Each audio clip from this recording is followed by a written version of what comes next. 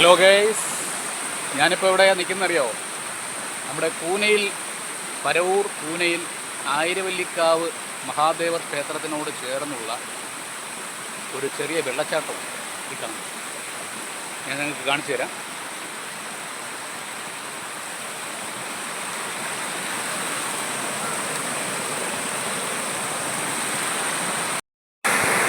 കണ്ടല്ലോ വെള്ളച്ചാട്ടം.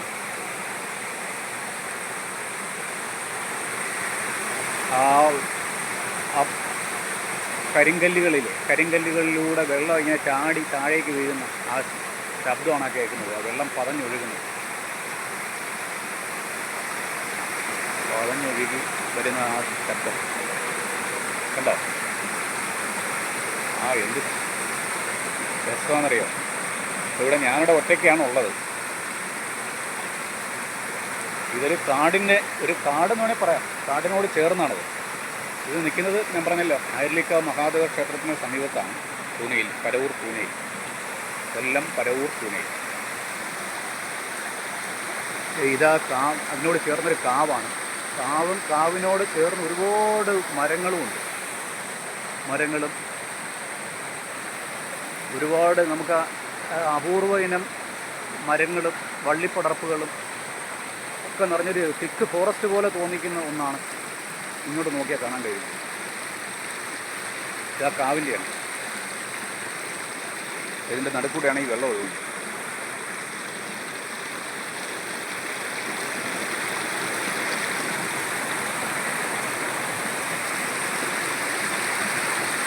കാവ് നടുക്കൂടെ ഇങ്ങനെ വെള്ളം ഒഴുകുന്നു.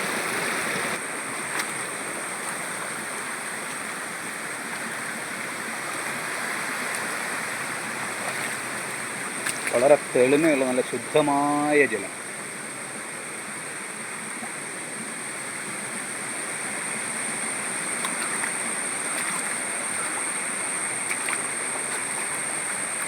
ചുറ്റിന് ഞാൻ പറഞ്ഞില്ലേ, കൊടും കാട് പോലെ തോന്നുന്നു കേട്ടോ. നല്ല രസമുണ്ട്, നല്ല പച്ചപ്പ്. വാവ്.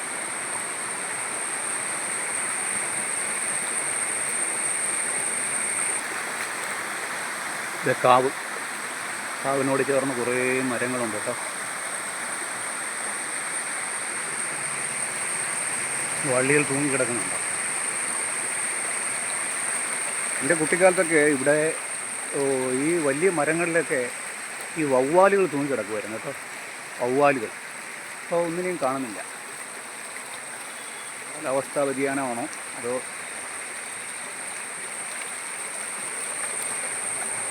അപ്പോൾ ഇവിടെ നിന്നെല്ലാം പോയതാണോ എന്നറിയത്തില്ല.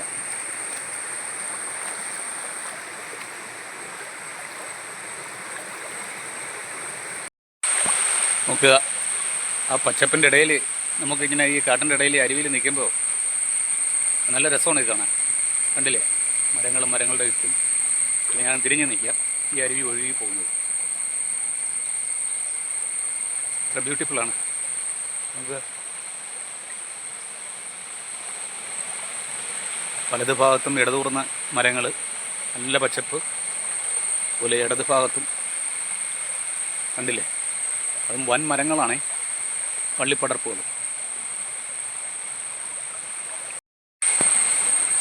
ഞാൻ നിന്ന കൂട്ടത്തിൽ ഇടയ്ക്ക് എന്തോ എൻ്റെ കാലിൽ വന്ന് തടഞ്ഞു. ഞാൻ ഞെട്ടിപ്പോയി കേട്ടോ, സത്യം പറഞ്ഞാൽ. ചെറിയ എന്തോ പരൽമീനം കണ്ടായിരുന്നു.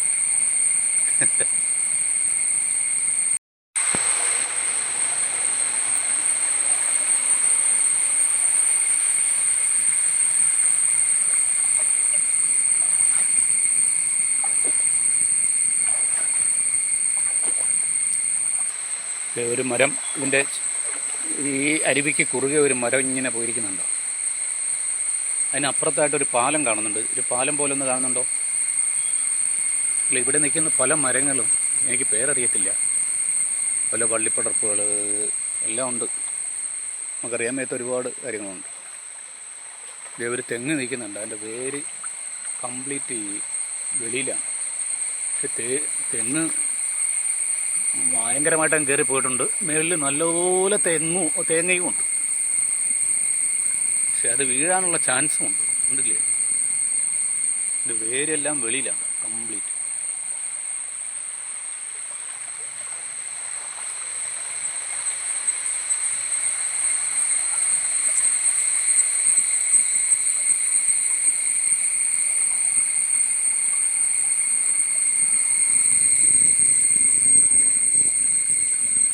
നമുക്ക് അറിയപ്പെടാത്ത ഒരുപാട് മരങ്ങളുണ്ട് കേട്ടോ അവിടെ. ഒരുപാട് മരങ്ങളും വള്ളിപ്പടർപ്പുകളും ചിലതരം ചെടികളും ഒക്കെ ഉണ്ട് ഇവിടെ.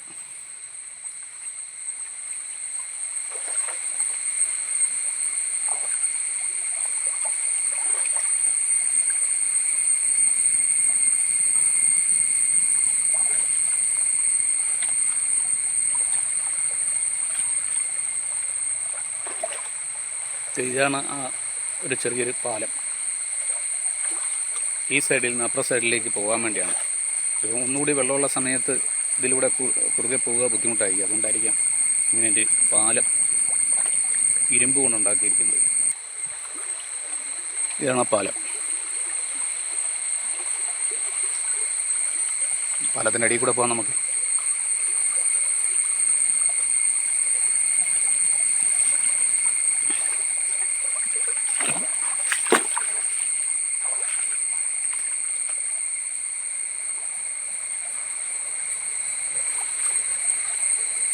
ആൾക്കാർക്ക് ഇറങ്ങി വരാനുള്ള ചെറിയൊരു കൽപ്പടവൊക്കെ ഉണ്ട്. ഉപയോഗിക്കുന്നില്ല.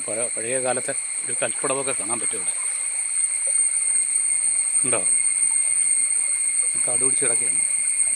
ഇതെല്ലാം ക്ഷേത്രത്തിനോട് ചേർന്നുള്ള ഭാഗങ്ങളാണ്.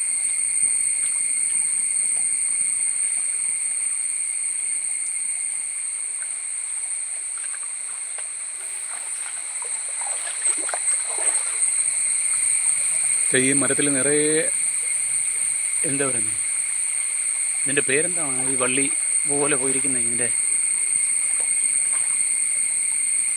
അതെന്താണെന്ന് അറിയെങ്കിലും ഒന്ന് കമൻറ്റ് ചെയ്യണേ. ഇഷ്ടംപോലെ വള്ളികളിങ്ങനെ തൂങ്ങി കിടക്കുക.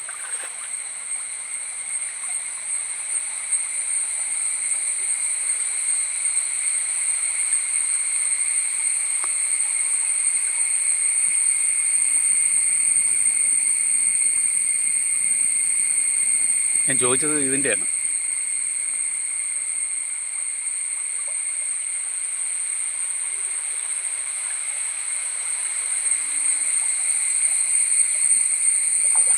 ശരിക്കും വളരെ മനോഹരമായൊരു സ്ഥലമാണ്. കാടിന് നടുവിലൂടെ ഇങ്ങനെ ചെറിയൊരു അരുവി ഇങ്ങനെ ഒഴുകി വരുന്നത്.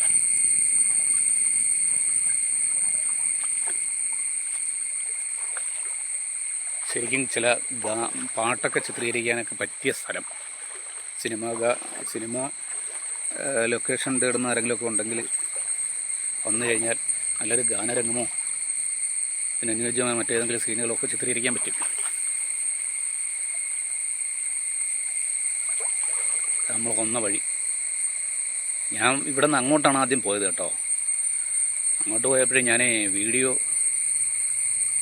എടുക്കുന്നതാണ് കരുതിയത്. ഇപ്പം ഞാൻ വന്ന സ്ഥലത്ത് ഒരു കൊക്ക് വന്ന് ഇപ്പുണ്ട് കേട്ടോ. ആ വെള്ളച്ചാട്ടത്തിൻ്റെ അടുത്ത് കാണുന്നുണ്ടോ? ഒരു കൊക്കവിടെ ഇപ്പോൾ ഉണ്ട്. ഇപ്പോൾ പുള്ളിക്കാരൻ എന്നെ നോക്കുന്നുണ്ട്. അവൻ്റെ സ്ഥലത്ത് നമ്മളെന്തിന് വന്നെന്നായിരിക്കും ചോദിക്കുന്നത്. പറഞ്ഞില്ലേ, ഞാൻ അങ്ങോട്ട് പോയപ്പോഴേ ഞാൻ വീഡിയോ റെക്കോർഡ് ചെയ്യുന്നതാണ് കരുതിയത്. പക്ഷേ റെക്കോർഡായില്ല. അപ്പോൾ തിരിച്ച് വരുന്ന വഴി ഞാൻ റെക്കോർഡ് ചെയ്യുകയാണ്. ഓക്കെ.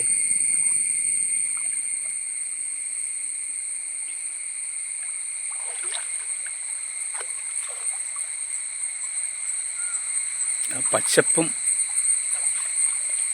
ഈ അരുവിയും ഇവിടുത്തെ ആ ക്ലൈമറ്റും, അതാണ് എൻ്റെ വൈബ് കേട്ടോ. ഒറ്റയ്ക്ക് വരികയാണെങ്കിൽ അതൊരു അഡ്വഞ്ചർ സ്റ്റെപ്പാണ്, ഞാൻ പറഞ്ഞില്ലേ. കൂട്ടായിട്ട് വരികയാണെങ്കിൽ അത് ആ രീതിയിലാണ് ആസ്വദിക്കുന്നത്. ഇതിപ്പോൾ ഞാൻ ഒറ്റയ്ക്കാണ്. ഗ്രാമഫോണിൽ ടിക്ക് ചെയ്ത് പോകുന്ന പോലെ ഈ ഒഴുകുന്ന അരുവിയെ ഇങ്ങനെ തഴുകി നിൽക്കുന്ന ഒരു വള്ളിയെ കണ്ടോ.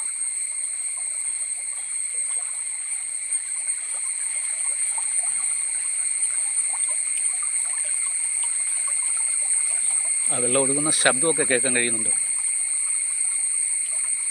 ഇതൊക്കെ ഒറ്റയ്ക്ക് വരുമ്പോഴേ കേൾക്കാൻ പറ്റും കേട്ടോ. കൂട്ടായിട്ട് വരുമ്പോൾ നമുക്ക് ഇതൊന്നും ആസ്വദിക്കാൻ പറ്റത്തില്ല. അവിടെ കാണുന്ന ഒരു ഓടിട്ട ഇത് കാണുന്നില്ലേ, അത് അമ്പലമാണ്. ആയിരവല്ലിക്കാവ് മഹാദേവർ ക്ഷേത്രം.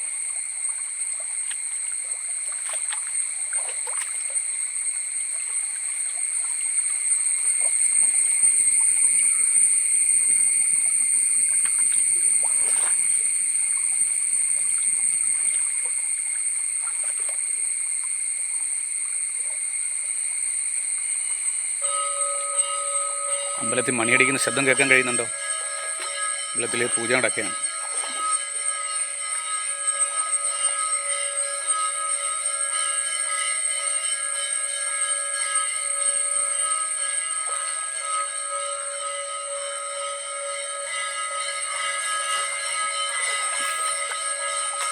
ഈ അരുവി ഒഴുകി പോകുന്നത് ആ വയലിലേക്കാണ്.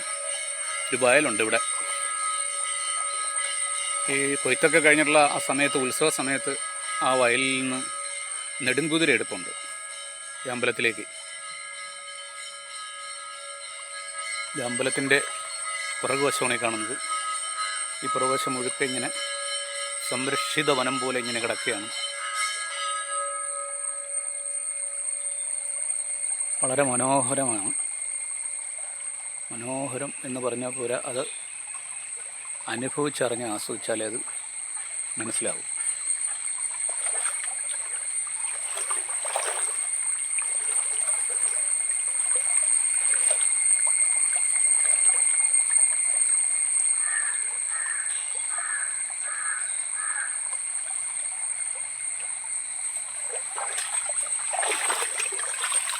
ഒരു വള്ളി തൂങ്ങി കിടക്കുന്നുണ്ടോ?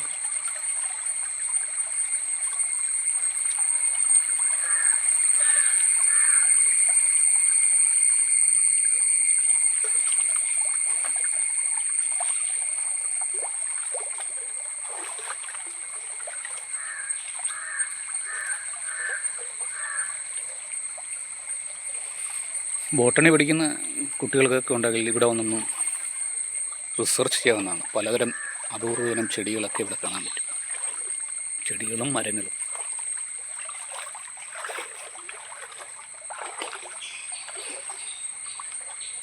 സത്യം പറയാലോ, എനിക്കിതിൻ്റെ ഒന്നും പേരറിയത്തില്ല. പക്ഷേ എല്ലാം കണ്ട് പരിചയമുള്ളതാണ്. പേര് പറഞ്ഞുതരാൻ അറിയത്തില്ല. എല്ലാം ഈ അരുവിയോട് ചേർന്ന് ഇങ്ങനെ തിക്കായിട്ട് കാണുന്നു ഉണ്ടോ?